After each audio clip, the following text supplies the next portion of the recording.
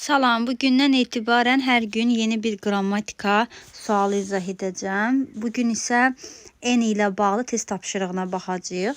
Deməli, A variantında baxırıq ki, eyni cümlənin mübtədasıdır. Daha sonra C variantı və D variantında eyni qayda ilə eyni cümlənin mübtədasıdır. Və cümlə, biz bilirik ki, eyni sual və inkar cümləsində işlənir. Cümlələrə baxanda görürük ki, inkar cümləsidir. A, C, D.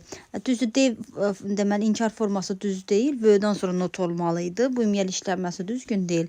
Amma A'ya və C'yə baxanda görürük ki, deməli, bunların hər iki cümlə inkar cümləsində. Belə baxanda düşünürük ki, səhv yoxdur. Çünki eyni inkar cümləsində işlənir. Amma belə bir qayda var ki, eyni inkar cümlənin mübtədası ola bilməz. Yəni, mübtəda olduğuna görə A və C variantı səhvdir. B variantı isə düzgündür. İkinci bir test tapşırığı da var bununla bağlı. Yenidən baxırıq cümləyə. Eyni cümlənin mübtədasıdır A variantında, C variantında və D variantında. Yəni, D variantı da işlənmə mövqeyi düzgün deyil inkar cümləsinin.